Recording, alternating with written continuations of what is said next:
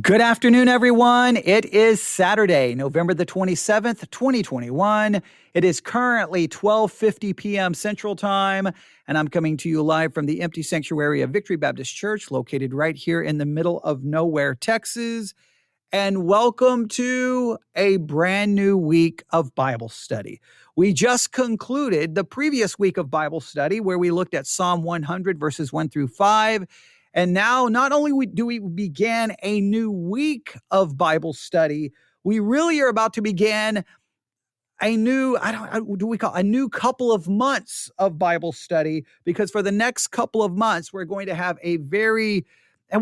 probably a couple of months, at least for the next couple of weeks. Let's say that for probably the next month plus. Is that better? For the next month plus, we are getting ready to begin a new series of Bible study that I hope will be very, very beneficial and very, very interesting. Now, what we're going to do, a couple of things. Number one, if you have not signed up for the curriculum, you please sign up for the curriculum. Go to theologycentral.net, go to the blog section, look for the entry for Daily Discipleship Guide, sign up for the curriculum. I think it will be very beneficial for this next month plus of study we're getting ready to begin.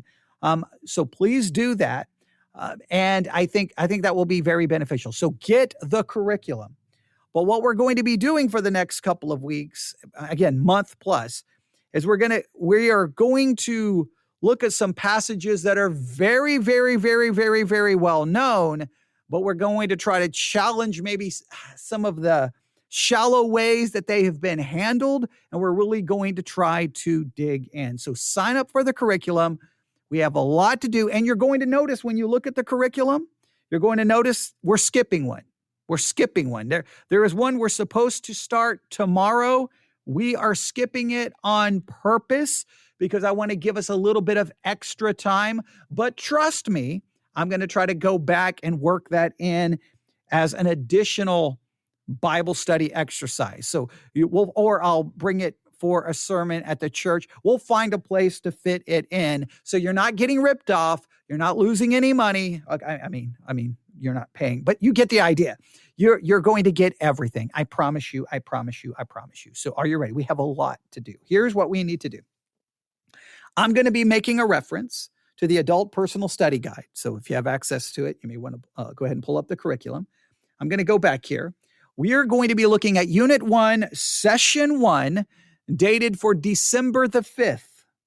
Unit 1, Session 1, dated December the 5th, and it is entitled God with Us. Jesus is Emmanuel, God with us. The text, Isaiah 7:14 and Matthew 1:18 through 25. Now, you'll notice the curriculum wants us to put the emphasis on Matthew 1:18 through 25, but you will notice I'm going to refer to this as a week of studying Isaiah chapter 7. And the reason we're going to spend this week in Isaiah chapter 7 for this week of Bible study exercise is because I believe Isaiah 7 brings up a number of hermeneutical issues that sadly many people either are not aware of these hermeneutical issues, they don't understand these principles of biblical interpretation, and so it's going to be a good exercise, and it'll be some good lessons in biblical hermeneutics. So if you're using the curriculum, again, it's free. Go to theologycentral.net, go to the blog section, find the article for Daily Discipleship Guide, follow the link, sign up. It's free. We're not asking for any money. We want you to have the curriculum and use it. Find Unit 1, Session 1, dated December the 5th. We're jumping ahead a little bit in the curriculum. That's okay. And this week, the whole week is going to be Isaiah 7. I know the curriculum wants us to focus on Matthew 1:18 through 25, but we're going to focus on Isaiah 7. So Isaiah 7, starting today, throughout the week, I want you reading Isaiah chapter 7 over and over and over and over and over again. I mean, the basic rule of Bible study, is this. I have to laugh. We're doing this live broadcast on Podbean. I have to laugh because Podbean shows when people come in and they show when people leave. And it's just funny to watch that. It probably happens on Spreaker as well, but I can't see it. But on Podbean, and so when people come in and then they leave, you're like, what did I just say? What did I just said? Hermeneutics? Was that scary? Okay, so but that's fine. That's one of the reasons we're on Podbean, because we're going to have people who are pop in and go, wait, that's not what I'm looking for. So that's okay. That's okay. That's okay. That's okay. So, but I can't look at the screen. I can't look at the screen. I gotta ignore the screen. Okay. So, but no, wait, we're not worried about that. We're worried about this week's Bible study. Isaiah 7. I want you to read it. The basic rule, if you don't know this rule, the basic rule is you can't do anything with a text of scripture. You can't do anything. You should never even think about interpreting it until you have at least read it at a minimum of 5 times, and one of those times should be out loud. This is just a basic rule of Bible study. You have to read it 5 times, one of those times out loud. Everyone always says, why do I have to read it out loud? Because it's amazing when you read it to yourself, and then all of a sudden you read it out loud. You'll go immediately. You're like, wait a minute. How did I miss that? Wait, what?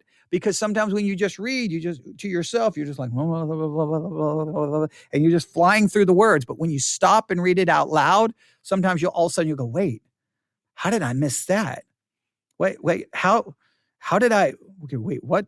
And then all of a sudden you see things completely different, and that is why you have to read it out loud. So Isaiah 7 is going to be your friend this week. But let's kind of get an overview. This is what we're going to do. We're going to give you an overview of where we're headed over the next couple of weeks. Then we're going to do some preliminary work. And when I should say you are going to do some preliminary work in Isaiah 7, not me. I'm here today just to give you your assignments.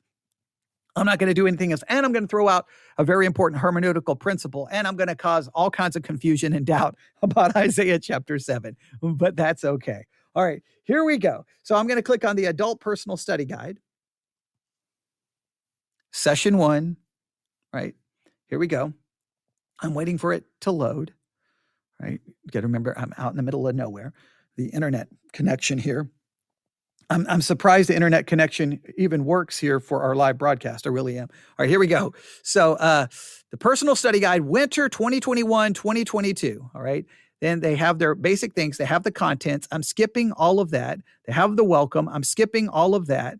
They have my group's prayer request. I'm skipping that. They have the pathway of discipleship. If you want to see where we're going between now and summer 2022, you can look and see that. And then they have this. The Christmas season is an ideal time to point others to Christ. Now, I'm going to say this. The Christmas season is an ideal time that you focus on Christ. Instead of always putting it about, it's time for us to get other people to focus on Christ. How about it's time for us to focus on Christ? I get very, very, very, very, very, very, very, very, very, very, very, very, very irritated with Christianity at large and the church at large when it comes to quote unquote the Christmas season.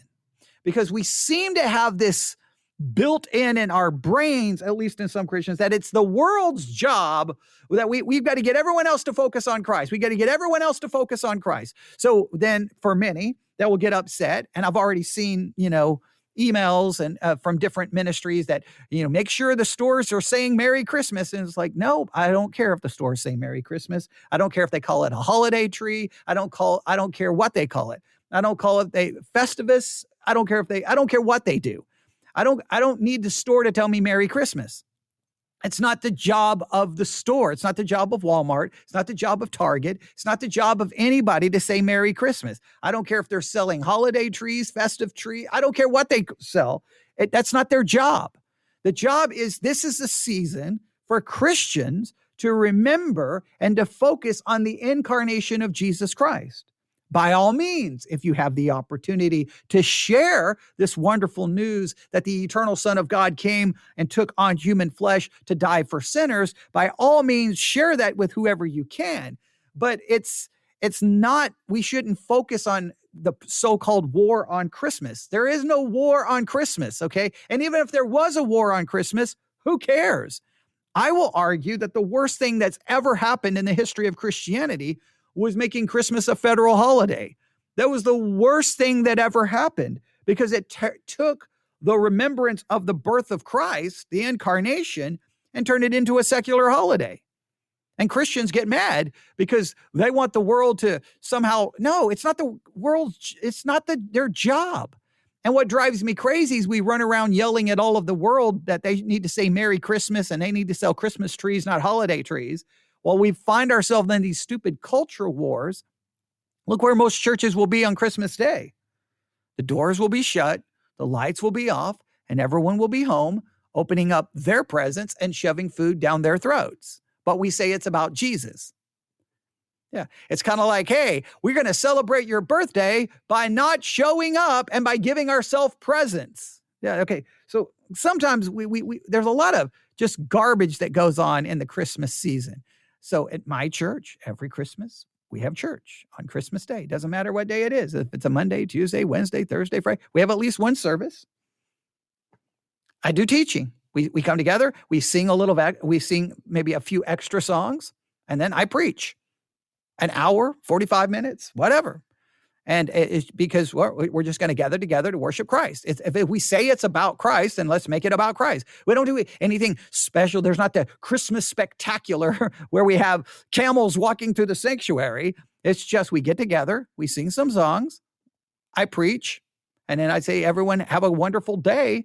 Merry Christmas. Remember the incarnation of the eternal Son of God. Go home and have a wonderful day. That's how we do things. We don't do all of this. So I already with the curriculum, I just want to make sure we put the emphasis on that this coming season is a time for us to focus on the incarnation, the doctrinal and theological implications of said incarnation. All right. And we're going to do so by looking at very important texts of scripture that I think are typically either mishandled or handled in a very shallow way, which you're going to see that the curriculum is going to do that this year, but all right, or this coming couple of weeks. Here's what they want us to do. They want us to look, and these are going to be the dates in the curriculum. December the 5th is session 1. We're going to jump ahead, and we're going to go ahead and cover that this week. December 12th will be session 2. Again, we'll be a week ahead. December the 19th will be session 3. December the 26th will be session 4. January the 2nd will be session 5. January the 9th will be session 6. The reason we're jumping ahead is to give us ample time to really dig in to some of the theological and hermeneutical issues that we are sure to encounter through the next couple of weeks as we work through these Bible study exercises. But session 1 is entitled God with Us. According to the curriculum, they want us to focus on Matthew 1, 18 through 25, which we will not do. We're going to focus on Isaiah chapter 7 because I think there's far more hermeneutical issues in Isaiah chapter 7, and it really demonstrates how to actually deal with some of this. And Isaiah itself is a book filled with countless hermeneutical issues. We could spend a year working on that. Then session 2, the focus is on, well, they got Isaiah 9 and John 1 through 9. Both of those, lots of very important concepts. I don't know how we're going to do that, but session 2 is the light in the darkness, Isaiah 9, 1 through 3, and John chapter 1, verses 1 through 9. We'll have to see. Again, that we may need an extra week just for trying to take apart Isaiah 9 and John chapter 1, verses 1 through 9. Session 3 is the Savior who came to us, Luke 2, 4 through 12, 16 through 20. Plenty to work on there. Then session 4 is the King who reigns forever, Isaiah 9, 6 through 7. So what we may do is we may take 2 weeks and just work on Isaiah 9. Who knows? We're going to have to be flexible. So we'll see. And we'll see what questions come in. The number of questions, people struggling, that will tell us what we need to spend time with. Session 5, the light and glory of God, Luke 2, 25 through 35. The ruler who cares for his people will be session 6, Micah 5, 2 through 5, and Matthew 2, verses 1 through 6, and verses 9 through 11. Those are the sessions for the next couple of weeks. So let's go through them again. Session 1, so I'm not going to give you the dates because we're actually a week ahead.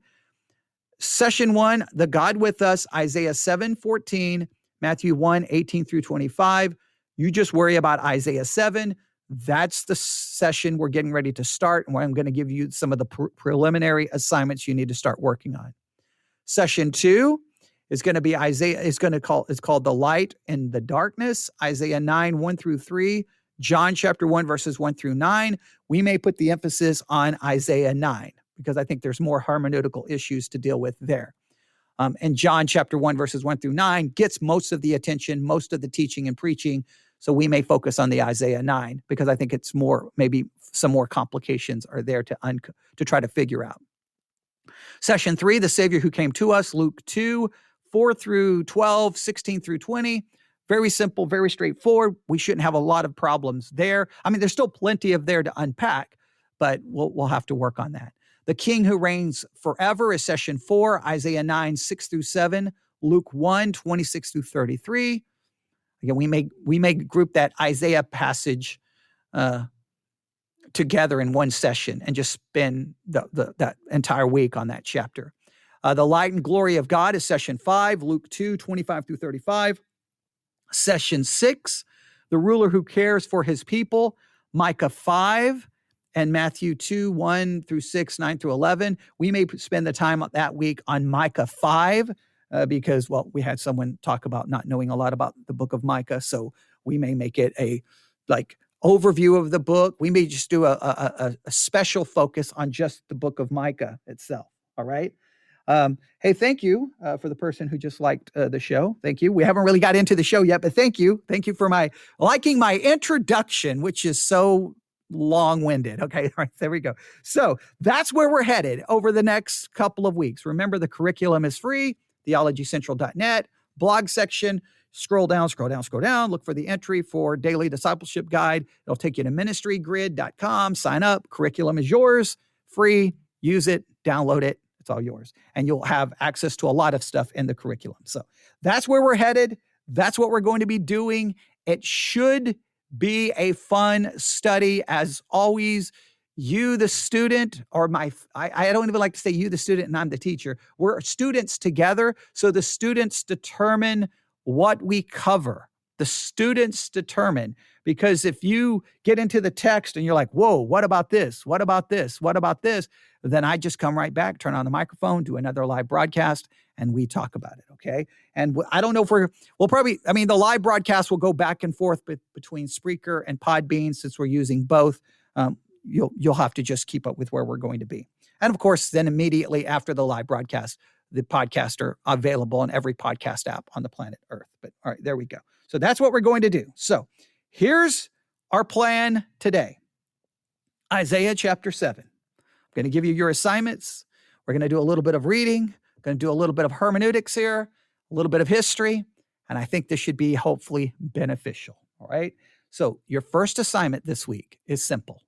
Read Isaiah 7 over and over again. Remember the rule. You can't do any study of a text. Definitely cannot do any interpretation of a text. So you've at least read it 5 times, and one of those times need to be out loud. That's the basic rule, but I don't want you reading it just 5 times. I want you living with Isaiah 7 this week. I want you to read it so many times that it becomes a part of your DNA, that you just know Isaiah 7.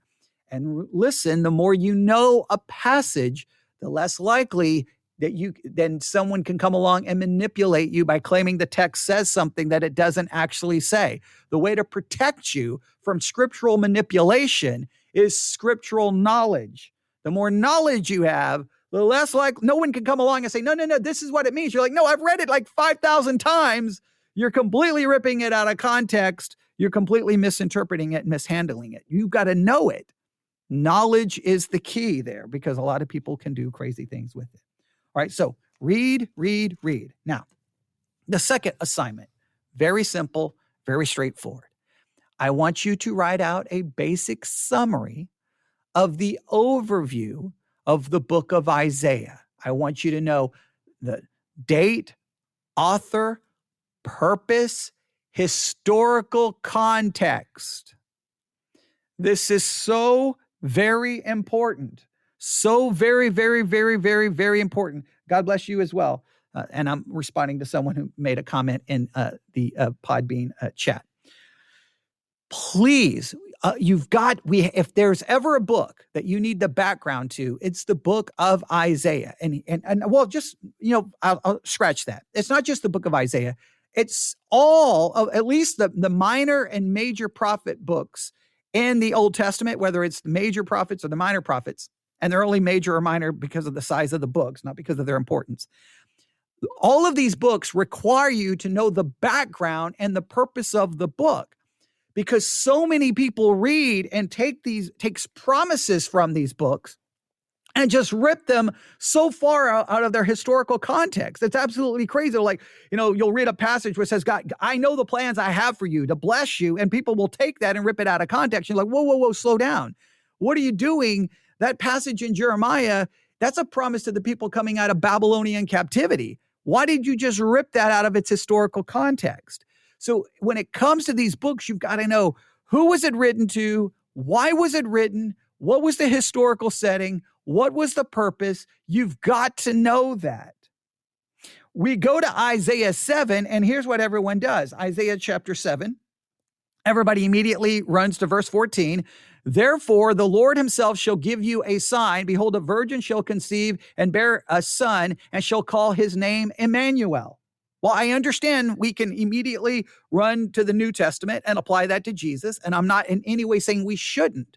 But before we ever do that, we have to understand what is being promised in this historical setting, and who was it being spoken to, and how did this have any application to the original recipients of this message from the prophet? Right? That's what you have to do. You can't just here's a verse, let's run over here. Well, wait. That verse was given in a specific historical setting to a specific group of people facing specific circumstances.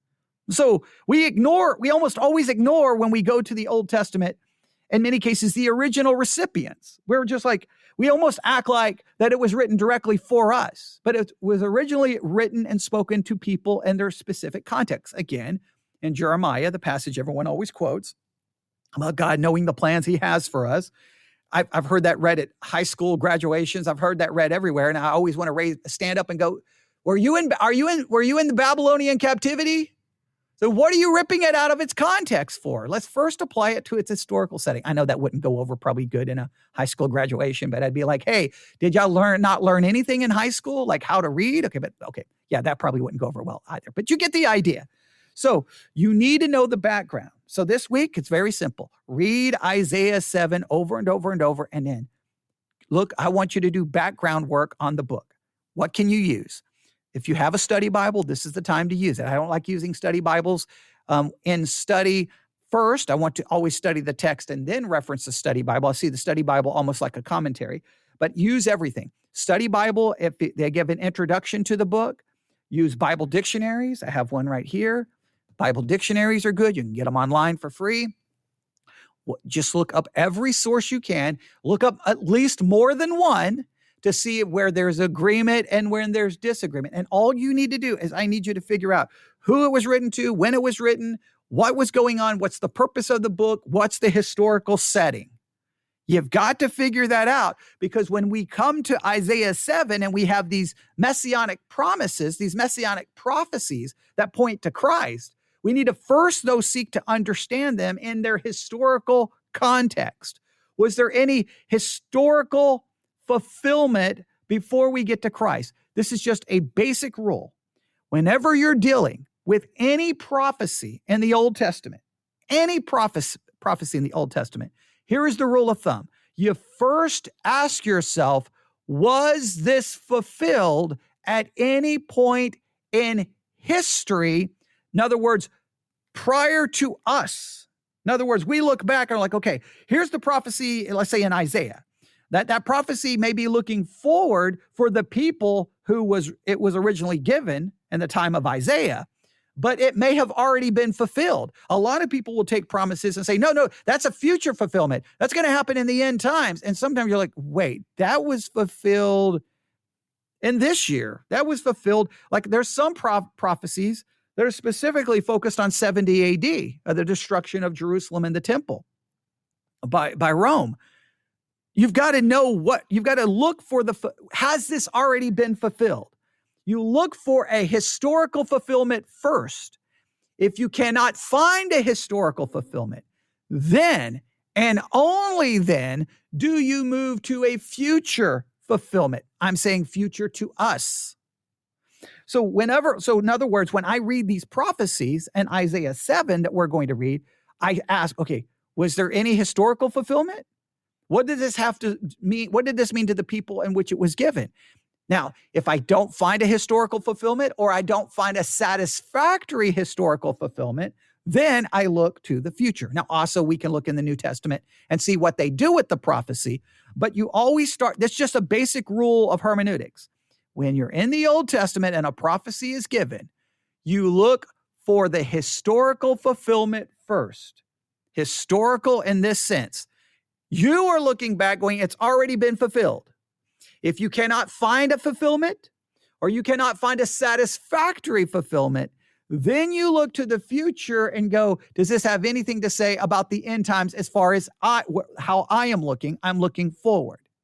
It's a basic rule that so many people violate. They see a prophecy and they just immediately go, oh, that applies to the end times. Oh, that applies to now. Oh, that applies to me. You're like, whoa, wait. These letters were written to people at a specific time. So here's the basic rule again, simple rule. Whenever you're reading in the minor prophets, major prophets, anything in the Old Testament, and a prophecy is given, before you immediately apply it to self, before you apply it to the future, you always ask, was there any historical fulfillment of it? You identify that historical fulfillment, you understand that historical fulfillment, and if that completely fulfilled it, you look for no future. You just say that's where it was fulfilled. If you cannot find a satisfactory or a complete fulfillment in history, then and only then do you look to the future. You also then would look at what the New Testament does with said prophecy, right? That's very important to understand. Okay, so what's your assignment this week? Read Isaiah 7 over and over and over and over and over and over and over and over and over. And then I want you to do a basic background study of the book of Isaiah, utilizing whichever resources you have. Bible dictionary, that's great. Bible encyclopedia, wonderful. And you just need to write down the basic elements: date, who it was written to, the purpose of it was written, and the historical context in which it was written. This is very, very important. All right. Okay. I thought someone had asked a question. All right. So these are basic hermeneutical principles to get us started in the book of Isaiah. All right. Or at least get us started. And see, I'm going to want to study the entire book of Isaiah. Well, I've already done that once before, but this week, it's just going to be Isaiah chapter 7. Don't panic. We're not going to study the whole. There's no way we can study. It would take us a couple of years to work through the book of Isaiah. It would take more than years. It would take forever. Okay, but we're going to be working on Isaiah 7. Okay, so there's your basic assignments. Read it, background, context. Know that. We'll do that together, but I'd like to give you the starting point. Now, are you ready? Let's dig into Isaiah chapter 7, and let's do a little bit of reading here, and you're going to get your third assignment. Assignment 1, read. Assignment 2, basically write out a summary of the basic background information to the book of Isaiah: author, time, date, purpose, historical context, all of that. Now, are you ready? Here we go. Isaiah chapter 7, verse 1. Oh boy, this chapter. There's so much in this chapter. All right, here we go.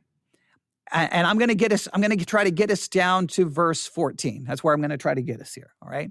And I'm just going to throw out some basic observation. Remember, for those who are brand new, never been a part of the Bible study exercises are done in a very interesting way.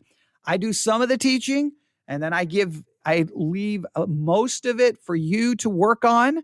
It's a guided Bible study exercise. The goal is for you not to be a passive listener, but to be an active participant. We have a curriculum. We get you email me what you've worked on, and then we work through it together. And then I'll come back and I do a lot of teaching on what we've already studied. So it's a work together through the text to get you to actually be a student of the Bible, not just listening to what other people say about the Bible. That's the goal. All right, here we go. Isaiah chapter 7, verse 1. And it came to pass in the days of Ahaz, the son of Jotham, the son of Uzziah, king of Judah, that Rezin, the king of Syria, and Pekah, the son of Remaliah, king of Israel, went up toward Jerusalem to war against it, but could not prevail against it. All right, now, you've got a number of kings. We got a number of things going on here. We have the days of Ahaz, the son of Jotham, the son of Uzziah, king of Judah. That Rezin, the king of Syria, and Pekah, the son of Remaliah, king of Israel, went up toward Jerusalem to war against it, but could not prevail against it. So the main thing is we have a time of military conflict, a time of war. Please note, we clearly now have a historical context that's being established. So immediately we know that what's preceding, we've got to understand it in the context of the days of Ahaz. So the historical context is the days of Ahaz, and we have the going up against Jerusalem to war against it. So we have the days of Ahaz. There's a part of your historical setting. We have a little bit of what's going on. We have an attack upon Jerusalem that failed. They weren't able to ultimately conquer it. And it was told the house of David, saying Syria is confederate with Ephraim, and his heart was moved, and the heart of his people as the trees of the wood are moved with the wind. Right? So we have war, we have a specific time period, we have some situations going on that are concerning, that are problematic. Verse 3, Then said the Lord unto Isaiah, Go forth now to meet Ahaz, thou and Shear-Jashub, thy son, at the end of the conduit of the upper pool in the highway of the fuller's field. All right, now, here's what I want you to do. It's very simple. Again, I'm not trying to give everything away. This is just your basic assignments to start this week of Bible study. You're going to read the book. I want book background. Now, I want you to just look up and just write down a basic summary of Ahaz, right? Basic summary of who Ahaz is. Don't have to go full blown. Just look up an entry for Ahaz, say in a Bible dictionary, and just get the basic who was Ahaz, just a couple of things about him, just a couple of things. Nothing major here. I want you to do more work on the background of the book of Isaiah, but with Ahaz, just basic. And then I really want you to work on this. Isaiah, now this is so important, God speaks to Isaiah in the midst of all of this. You got military conflict. This is the days of Ahaz. He wants him to go forth and meet Ahaz. Simple, straightforward. But he tells him to bring someone with him. Isaiah is to go and he is to bring Shear-Jashub, thy son, at the end of the conduit of the upper pool. He is to take his son with him. Question, is there any significance to him taking his son? Why is he to take this son with him? The possible answer may lie in what his name means or signifies. Your job this week is to figure out what his name signifies. Shear-Jashub,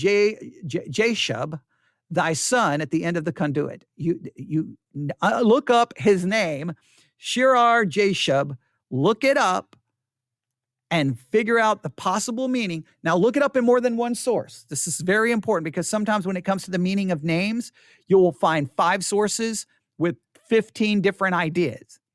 If there is no agreement, then let's not be dogmatic. If there is clear agreement on the meaning of the name, then we can become a little bit dogmatic and maybe figure out why. Isaiah's got to go talk to Ahaz.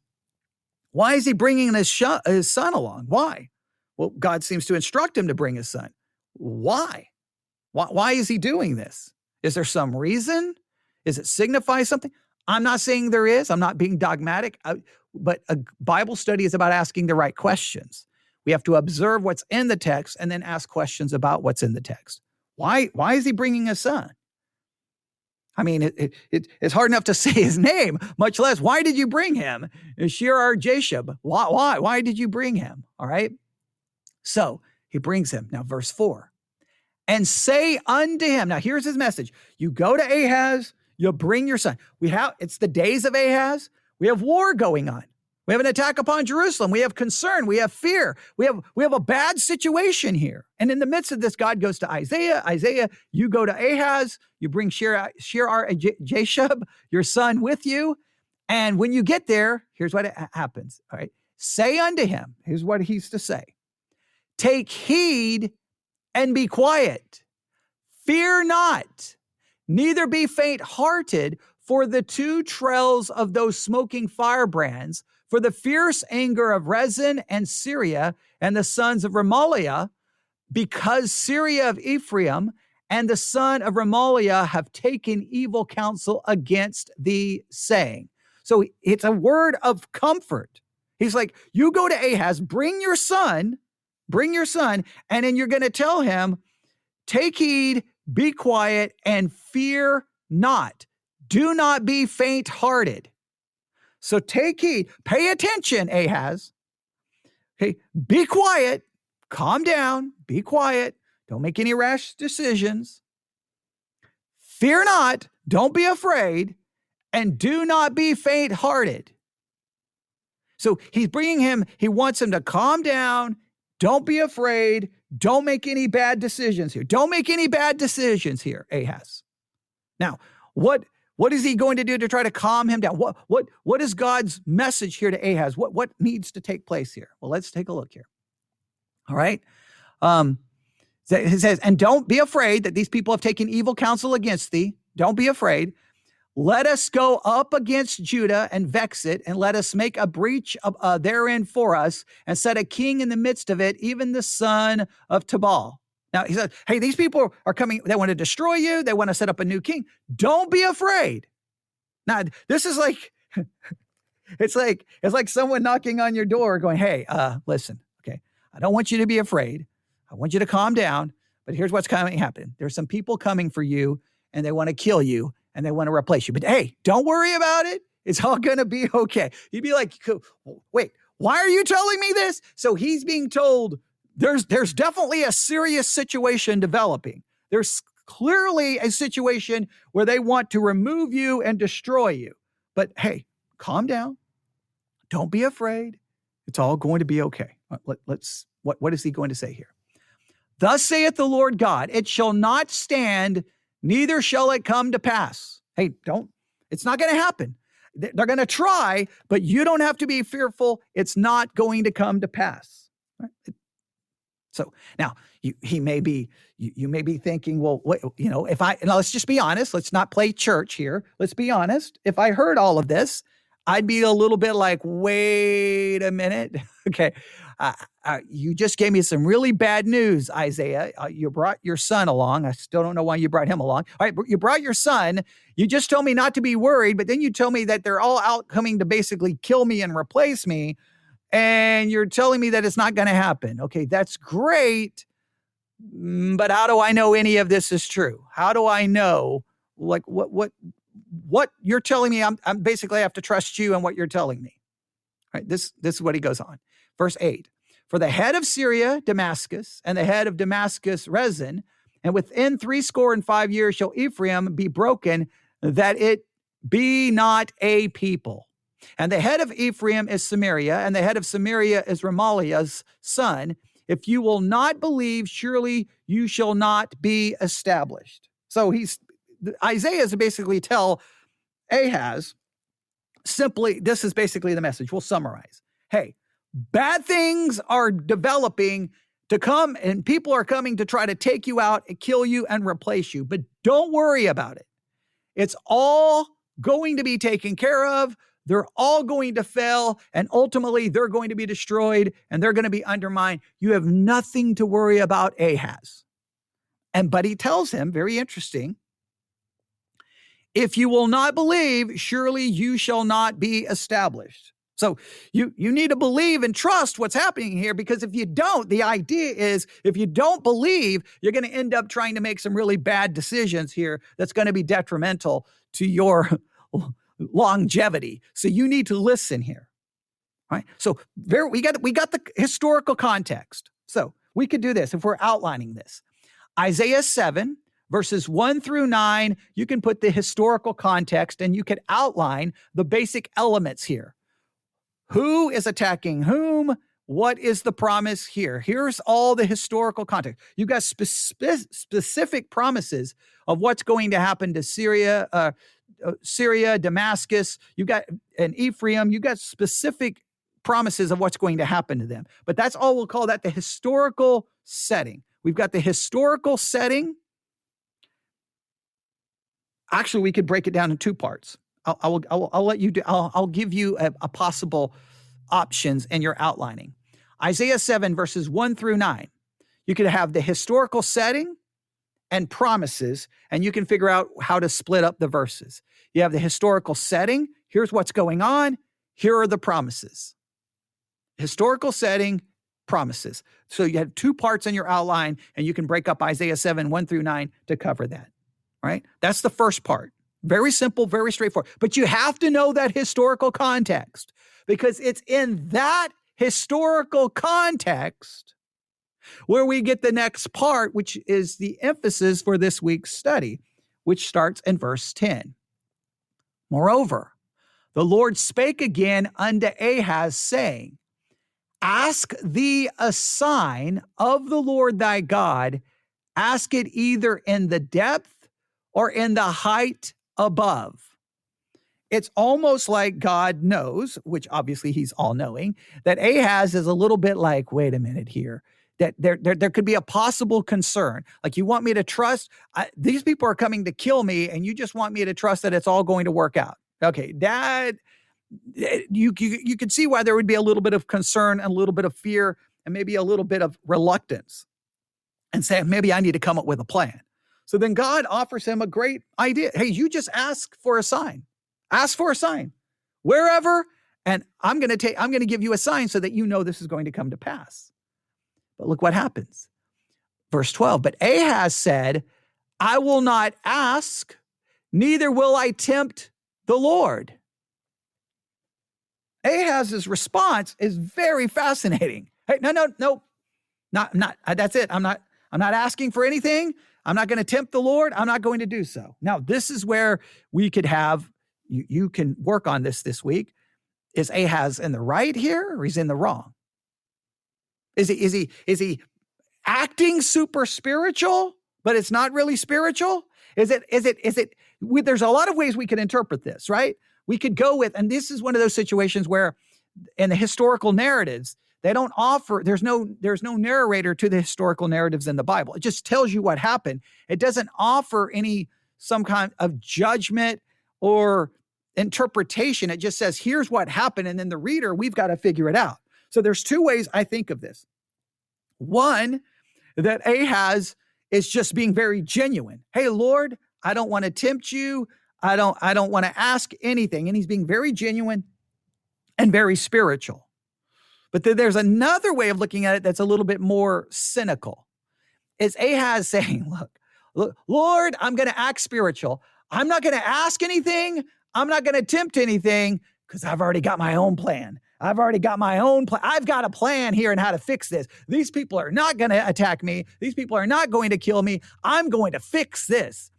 Is it because he's already got his own plan, so he's acting spiritual to cover up the fact that he's going to do it his way anyway? Or is he genuine? Now, if you think you can find the answer in the text, then by all means, you can let me know. I think sometimes we act spiritual when the reality is we're not as spiritual as I think a lot of our acting of being spiritual sometimes covers up the lack of true spirituality. Sometimes when we have to put forth our spirituality and be loud and proud about it, it's because we're covering up the reality of what's really there. But I don't know. You can make your own decisions, but he refuses. So then look what happens here. And he said, hear ye now, O house of David. Is it a small thing for you to weary men? But will you weary my God also? Very interesting verse 13. And he said, hear ye now, O house of David. It is a small thing for you to weary men, but will you weary my God also? Now, do we view verse 13 as a rebuke? I'm not going to try to give away too much right here. Remember, Bible study exercise. Now, verse 14. Therefore, the Lord himself shall give you a sign. Behold, a virgin shall conceive and bear a son, and shall call his name Emmanuel. Now, stop right here. Is the sign here to Ahaz, or is it no longer about Ahaz? You don't want a sign? Fine. I'm going to give a sign to the house of David, not to you. They say, you don't want a sign? I'm not going to give you a sign. Or is the sign to, hey, okay, Ahaz, you don't want a sign? Well, I'm going to give a sign, and it's going to be this sign.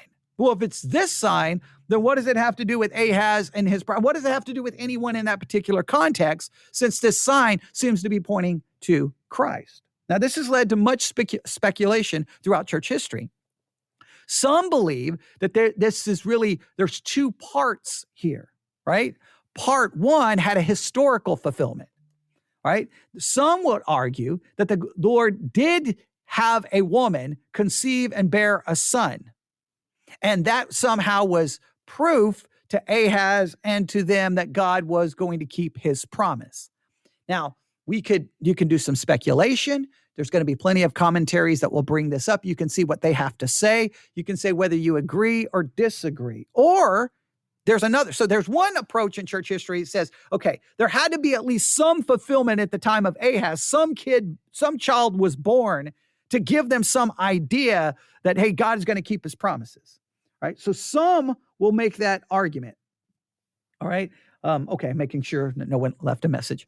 So that's one approach in church history.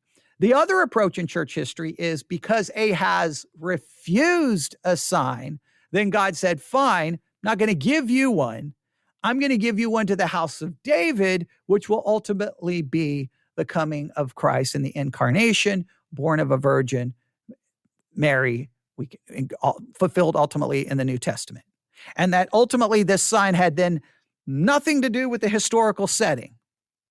Now, that in some ways makes it simple. Okay, like he's just like, okay, Ahaz, you don't want a sign? Forget.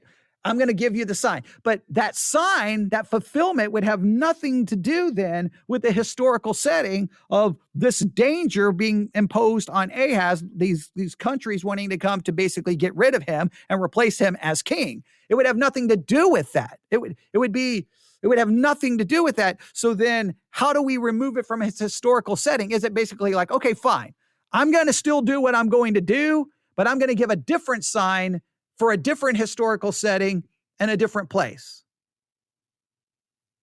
Now, what would be then the possible spiritual significance of how could we then take the historical setting and draw a spiritual possibly implication? Throwing out an idea, just a theory. The context here is a king trying to be overthrown by a group of people. And he's saying, don't be afraid, don't worry. All right, I'm going to take care of the situation. And he ultimately makes a promise that I'm going to bring forth a sign. A virgin's going to conceive and bear a son, and his name is called Emmanuel, basically meaning God with us.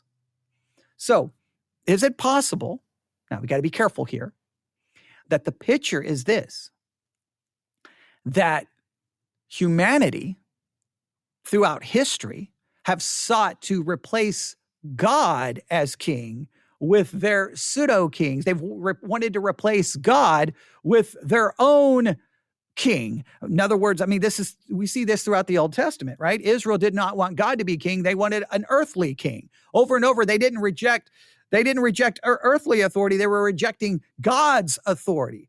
And so that ultimately the sign of man's rebellion against the true God is that God would send a son, God with us, who would then redeem and restore men who have attempted to overthrow the authority of God. Is in other words, God saying, okay, I'm going to take this historical situation and I'm going to use it to do a ultimate fulfillment for the problem of this fighting against God's authority.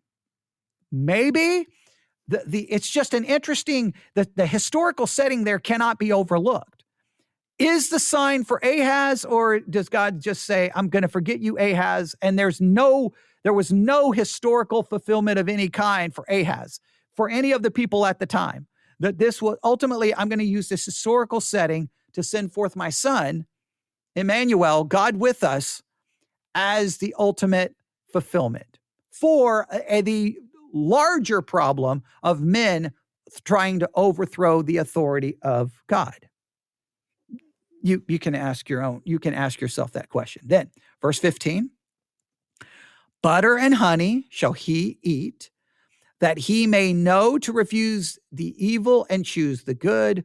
For before the child shall know to refuse the evil and choose the good, the land that abhorrest shall be forsaken of both her kings.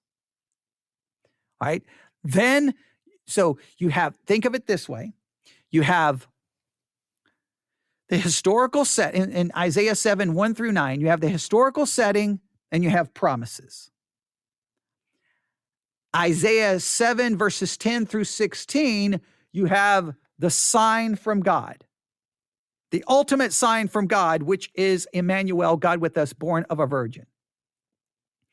Now, verse 17 to 25, I'm not going to do anything with right now. Remember, Bible study exercise, I do part of it, I leave the rest with you. I'll have you, we won't even worry about 17 through 25 right now. Don't even worry about 17 through 25. Just worry about Isaiah 7, 1 through 16. That's all I want you to focus on. I want you to outline it, and then you can try to answer some of those questions I have put forth. So here is your assignment starting this new week of Bible study. Read Isaiah 7 over and over and over and over and over and over and over again. Do a simple but very, I'm going to say simple, but make sure you don't leave anything out, overview of the book of Isaiah. I need you to know the date, the time, the purpose, and the historical setting, right? We need to understand that. Very simple, right? Number 3, start working on an outline. Start working on an outline for Isaiah 7. I've already done part of the work for you. Next, I need you to do a little basic overview of Ahaz. I know I'm not doing these in the exact order I gave them, but that's okay. Do a little work on Ahaz, just basic summary of who he is, since he's one of the key characters in this chapter. And then I want you to figure out what in the world is the meaning of the name of Isaiah's son, Shear-Jashub, because there's some weird reason that he's to bring a son along when he confronts Ahaz. There's got to be a possible reason. What is the meaning of that name? Figure that out, all right? So you've got the outline. You've got looking up these names, Ahaz and Shear-Jashub, figuring out why Isaiah is to bring him. You've got the outline, you've got those names. And then what I simply want you to do is spend some time looking at Isaiah 7, 10 through 16. And I want you to look at this sign, and I want you to try to figure this out. Was the sign to be to Ahaz, but Ahaz rejected? So then forget Ahaz. Now it goes to the house of David. And if it goes to the house of David, what does that sign signify? Does it have any connection to the historical setting we see in Isaiah 7? Or is this a situation where, okay, Ahaz, you don't want the sign. Fine. I'm going to give it in the future, but there's also some kind of fulfillment that will occur in the history of Ahaz that will give him some idea that God's going to keep his promise. This is the debate in church history. There's lots of disagreements on it. I will argue that the text does not indicate that Ahaz is going to receive anything. The text seems to indicate, okay, you don't want it? Fine. House of David, here's going to be the sign. Emmanuel, born of a virgin, God with us, God incarnated, right? Christ will take on human flesh, It's the Son of the eternal God, right? That's what is going to be the sign. Now, how does that fit? Why does God put the sign way out there and skip the historical setting? Or does the historical setting supposed to picture something deeper? That's what we're going to have to figure out this week. And that's what we're going to work on. So there's your assignments. Read it, overview, outline, basic understanding of who Ahaz is, basic understanding of Shear-Jashub, why his name, like is any reason he had to bring his son, and then just work on verses 10 through 16, asking yourself, wait a minute. So Ahab didn't want the sign. Why? Was he godly in not wanting the sign? What was he? Or was he covering up his lack of godliness by trying to act spiritual? And then what does God do here? Does God say, okay, fine, forget you completely. I'm not going to give you anything. I'm not going to give you any sign. I'm just going to jump into the future and throw the sign there. Bethlehem, the birth of Christ. That's where the sign occurs. Well, if that's where the sign occurs, then what does it have to do with this historical setting? Does the historical setting really paint the picture? Fighting against the king, fighting against authority, trying to replace the authority. That's what human beings have been trying to fight against God from right from the fall. Eve rejected God's authority. She wanted her way. She wanted what she wanted. Men have been rejecting God's authority over and over and over and over and over and over and over. Well, what's the answer for it? Well, you could say the answer is going to come, destroy everyone. But before that, I'm going to send my son, God with you, Emmanuel, to save and redeem and reconcile rebellious people back to the true God and King. Is the historical setting make the picture of what happened in Bethlehem more significant? Or do we just remove the prophecy completely from the historical setting? Just ignore the historical setting. Don't even worry about it. Don't even worry about it. Here's just, and that's what the curriculum does. They just quote Isaiah 7:14. Therefore, the Lord himself shall give you a sign. Behold, a virgin shall conceive and bear a son, and shall call his name Emmanuel. And it's interesting. Isaiah was to bring his son in confronting Ahaz. And the ultimate sign is the birth of a son. Is that a coincidence? Something interesting is going on there. All right, we're going to have to stop. All right, basic hermeneutical lesson from today is this.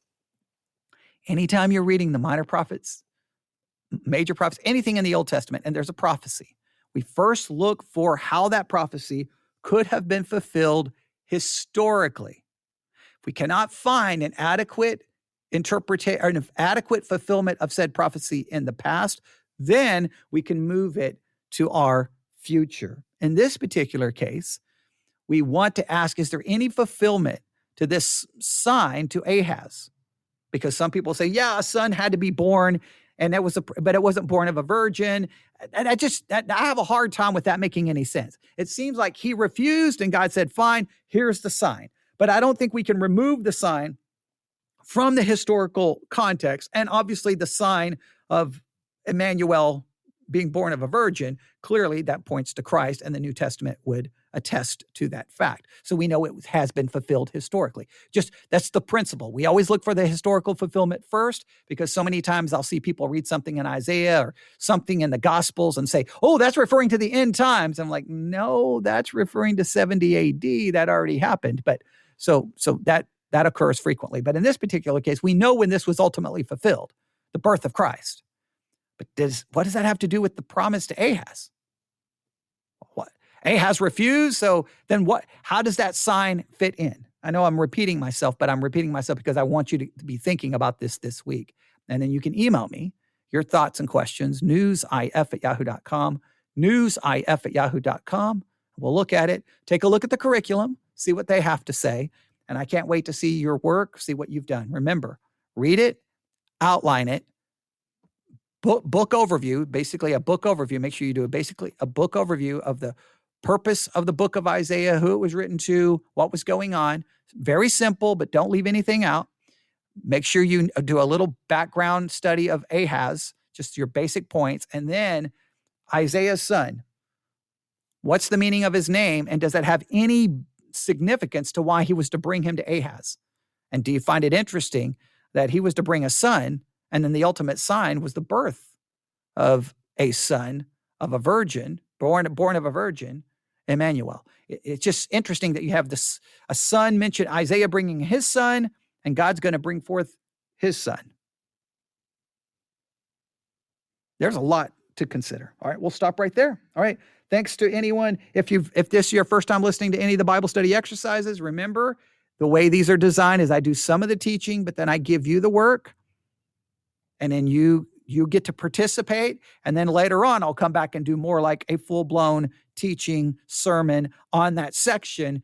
And then you've gotten to study it for yourself. The key isn't for you not to be a passive listener, but an active participant. We've done hundreds of the Bible study exercises. You can find them. Well, all of them are found all over all the podcast apps. Wherever Theology Central podcast is, you can find the Bible study exercises listed there in that podcast because they're all over the place. So wherever you get your podcast from, you can find the Bible study exercises as a part of the Theology Central podcast. And we do this to try to get people to actually study the Bible so that they're not listening to other people study it, but they study it for themselves.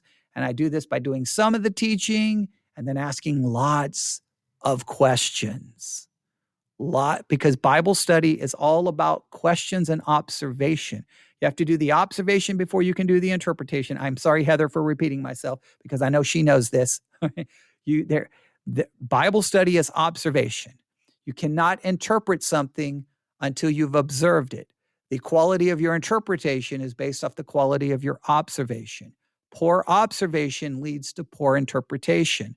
So the first part is just reading and observing, gathering facts, information.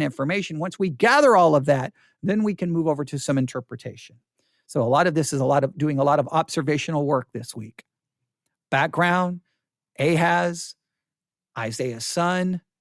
But there are some things for you to consider there as well. What in the world's going on here? And I can't wait to get your thoughts. All right, I'll stop right there. Thanks for listening to another Bible study exercise. This is the first time we've ever done one on Podbean. Typically, they're done on Spreaker. Thank you for all the people who listened. If you're new, welcome. If you would like to follow us, please hit the follow button. We always do appreciate that. And remember, our podcasts are found anywhere you get your podcasts. Thanks, everyone. Have a great Saturday. And you've got your Bible study in front of you. Dig into the book of Isaiah. And if you have any problems or questions, I'm an email away, newsif@yahoo.com. I always respond as fast as I possibly can. But right now, I need food because I'm starving to death. All right.